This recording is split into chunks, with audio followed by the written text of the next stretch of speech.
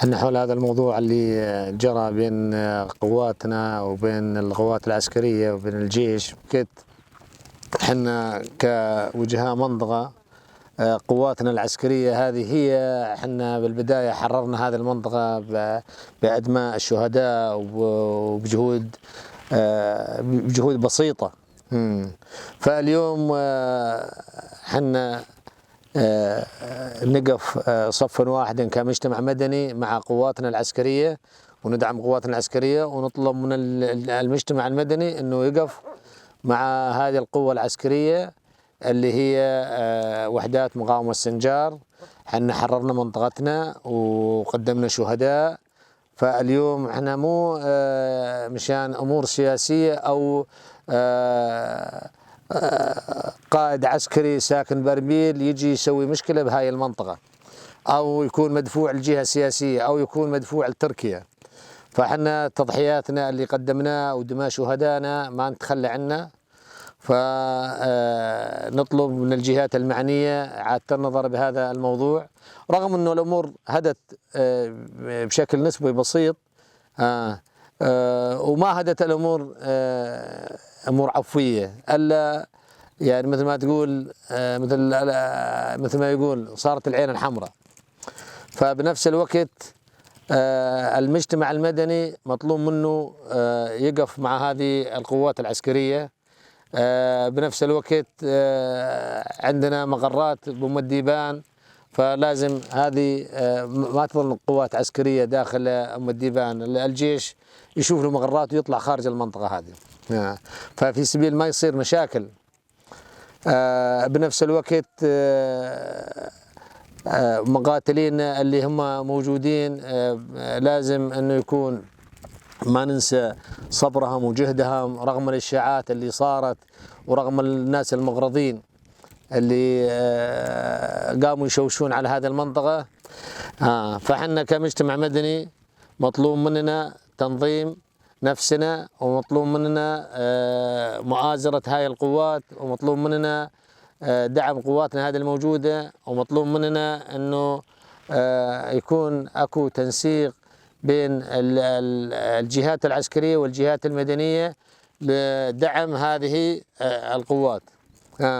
بنفس الوقت يعني حنا من 2016 بنفس الموضوع، يعني أنا ماني فهمان، أتساءل والناس يتساءلون إنه شنو المشكلة اللي بسنجار تخلي هذه القوات تجي لهان. يعني عبوات ماكو، اغتيالات ماكو، الناس تمشي بالليل وبالنهار ماكو. الشيء اللي أنجزناه إحنا كأبناء منطقة اليزيدية والعرب، يعني الحكومة كلها ما كانت تحله.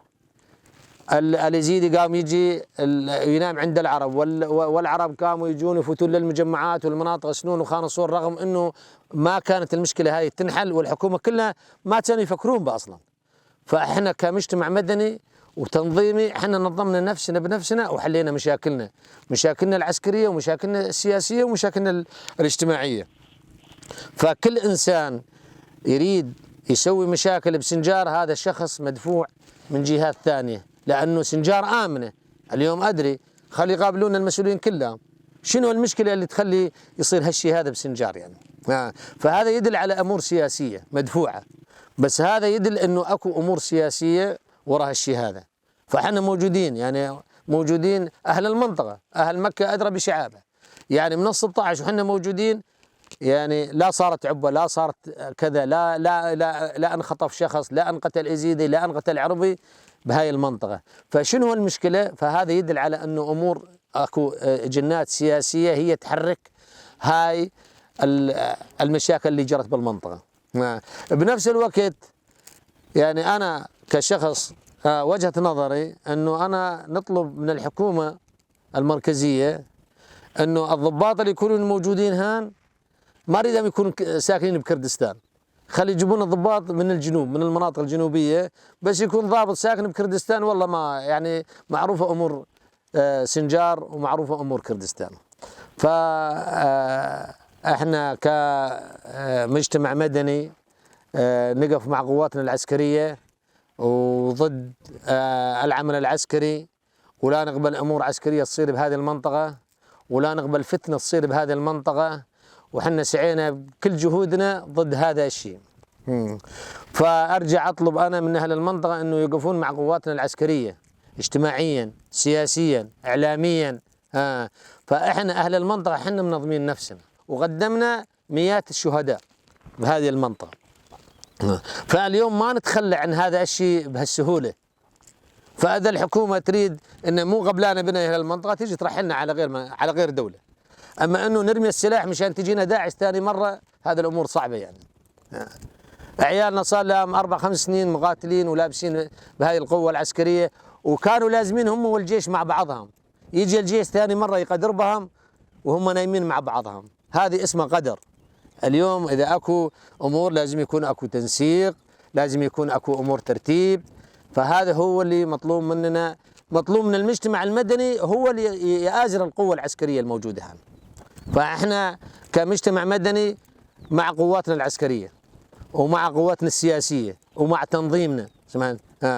احنا منظمين نفسنا سياسيا واجتماعيا وحزبيا كمجتمع مدني تنظيمي عسكري.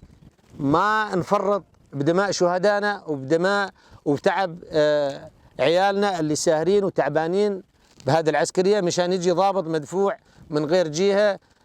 واليوم يكون موجود يمكن باكر أحد الضباط أو أحد المسؤولين، يمكن باكر يقيلوا رئيس الوزراء أو وزير الدفاع السوى خطأ سواه بهاي المنطقة.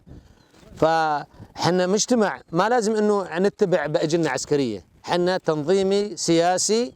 فمطلوب مننا أنه نقف يد بيد ولا نسمع الإشاعات، وننظم نفسنا ونرجع نهيكل نفسنا، وحتى إذا عندنا أخطاء بالتنظيم نرجع ننظم نفسنا ثاني مرة. فإحنا متماسكين ويد بيد، واللي ولا ننسى منهم، ما ننسى اللي ضحوا بدمائهم مشاننا. فاليوم إذا تركنا هذه المسيرة وتركنا هذا العمل حنا نكون خلنا شهدائنا.